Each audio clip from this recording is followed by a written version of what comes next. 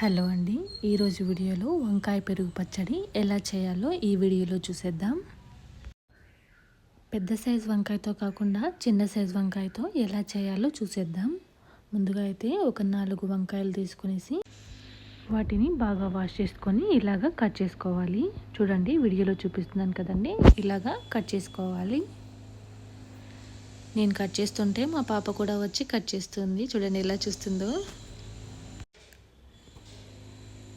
ఇలాగా అన్నింటినీ కట్ చేసుకోవాలి. ఇలా కట్ చేసుకుని ఒక ప్లేట్లో తీసేసుకుందాం. ఈ వంకాయ పెరుగు పచ్చడి ఇప్పుడైతే ట్రెండింగ్లో ఉంది, అందుకనేసి నేను ట్రై చేస్తున్నాను. ఎలా వచ్చిందో చూద్దాం.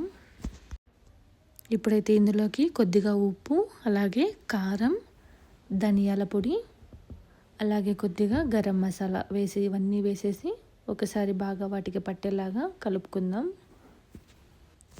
అలాగే కొద్దిగా పసుపు కూడా యాడ్ చేసి కొద్దిగా వాటర్ అనేది చిలకరించుకొని వంకాయ ముక్కలకు పట్టేలాగా మిక్స్ చేసుకోవాలి. ఇప్పుడు దీన్ని పక్కన పెట్టేసుకుందాం. ఒక బౌల్ తీసుకొని అందులోకి మనము కర్డ్ యాడ్ చేద్దాం. నేనైతే 1/2 లీటర్ తీసుకున్నాను. కర్డ్ యాడ్ చేశాక కొద్దిగా సాల్ట్ అనేది యాడ్ చేస్తున్నాను. అలాగే కొద్దిగా వాటర్ కూడా యాడ్ చేసి ఒకసారి బాగా మిక్స్ చేసుకోవాలి. చూడండి, ఈ కన్సిస్టెన్సీలో ఉంటే సరిపోతుంది, మరీ పలుచగా ఉండకూడదు. ఇప్పుడు ప్యాన్ పెట్టుకొని అందులోకి ఆయిల్ వేసి పోపు దినుసులు, అలాగే కరివేపాకు, ఎండుమిర్చి వేసి వేయించుకుందాం. ఇప్పుడు ఇందులోకి కొద్దిగా ఇంగువ యాడ్ చేశాను. ఇవి వేగాక ఇందులోకి ముందుగా కట్ చేసి పెట్టుకున్న ఆనియన్స్ వేసి వేయించుకుందాం. ఇందులోకి చిటికెడు పసుపు కూడా వేసి వేయించుకుందాం.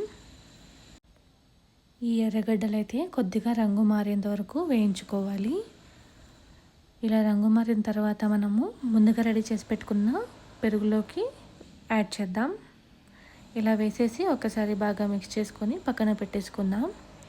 తర్వాత అదే ప్యాన్లోకి కొద్దిగా ఆయిల్ అనేది యాడ్ చేస్తున్నాను. ఆయిల్ యాడ్ చేశాక మనం ముందుగా కలిపి పెట్టుకున్నాం కదండి వంకాయ ముక్కల్లో, ఇందులో పెట్టేసుకొని 2 వైపులా మనము ఫ్రై చేసుకుందాం. ఇలా అన్నింటినీ పెట్టేసుకునేసి ఫ్రై చేసుకోవాలి. ఫ్లేమ్ అయితే మీడియం పెట్టుకున్నాను. ఒకవైపు కాలిన తర్వాత మరోవైపు టర్న్ చేసుకుంటున్నాను. ఇలాగా 2 వైపులా రంగు మారేంత వరకు మనము కుక్ చేసుకోవాలి. ఈ వంకాయ పెరుగు పచ్చడి అనేది రైస్లోకి అయితే చాలా టేస్టీగా ఉంటుంది. ఇప్పుడైతే ఇవి బాగా ఫ్రై అయిపోయాయి కదండి. ఇప్పుడు వీటిని మనము పెరుగులోకి యాడ్ చేద్దాం. ఇలాగా పెరుగులోకి యాడ్ చేసేసాక ఒకసారి బాగా కలుపుకొని పైన కొత్తిమీర చల్లుకోవడమే. అంతేనండి, చాలా సింపుల్గా చేసేసుకోవచ్చు ఈ వంకాయ పెరుగు పచ్చడిని. టేస్ట్ అయితే చాలా బాగా వచ్చింది. మీకు కానీ ఈ వీడియో నచ్చినట్టయితే లైక్ చేయండి. ఫస్ట్ టైం చూస్తున్నట్టయితే సబ్స్క్రైబ్ చేసుకోండి. Thank you for watching.